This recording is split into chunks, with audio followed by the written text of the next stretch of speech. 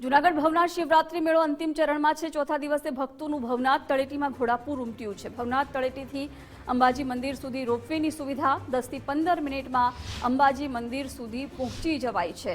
ગુજરાત ફર્સ્ટની ટીમે રોપવેમાંથી રિપોર્ટિંગ કર્યું છે। ભવનાથ શિવરાત્રી મેળો ભક્તિમય વાતાવરણ અહીં જોવા મળી રહ્યું છે।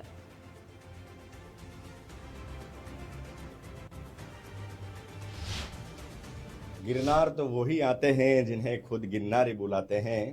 दोस्तों, गुजरात फर्स्टની ટીમ સાથે મેળાની અંદર રિપોર્ટિંગ કરી રહ્યા છીએ અને અત્યારે ટીમ સાથે અમે રોપવેમાં ગિરનાર જઈ રહ્યા છીએ। જ્યારે આ રોપવે નહોતો એટલે જે અમુક ઉંમરવાળા જે લોકો હતા એમને મોટાભાગના લોકોને કદાચ તકલીફ પણ પડતી હતી ઉપર જવામાં, પણ રોપવે આવ્યા પછી લોકો માટે થોડીક સરળતા એવી થઈ છે કે વિથિન 15 મિનિટ કે 12 મિનિટ તમે ગિરનાર ઉપર જઈ શકો છો। લગભગ 1.5 કિલોમીટર જેટલો લાંબો આ રોપવેનો રૂટ છે અને ઉપર જતા 12 થી 15 મિનિટ લાગે છે। ઉપર અંબાજી મંદિર છે જે 5000 સીડીઓ આવેલું છે, ત્યાં આ રોપવે પૂરો થાય છે અને પછી તમારે ત્યાંથી ચાલીને ભગવાન દત્તાત્રેયના દર્શન કરવાના હોય છે।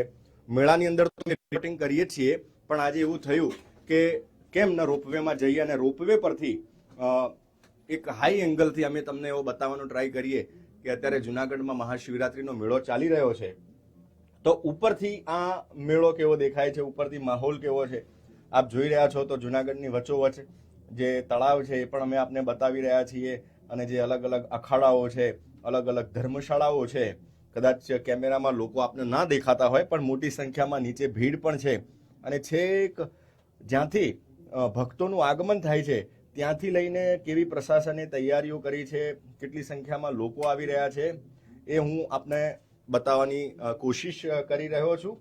અને મોટી સંખ્યામાં જે રોપવેમાં જે લોકો આવતા હોય છે એમાં પણ સામાન્ય દિવસો કરતાં અત્યારે થોડીક વધારે ભીડ જોવા મળી રહી છે। હજુ અમે ઉપર જઈશું અને ગિરનાર ઉપરથી પણ આપને એક અલગ એંગલથી જૂનાગઢ અને ભવનાથનો મેળો બતાવવાની કોશિશ કરીશું। જૂનાગઢની ભવનાથ તળેટી કેમેરામેન વિનોદ શર્મા સાથે જેડી ગુજરાતી, ગુજરાત ફર્સ્ટ।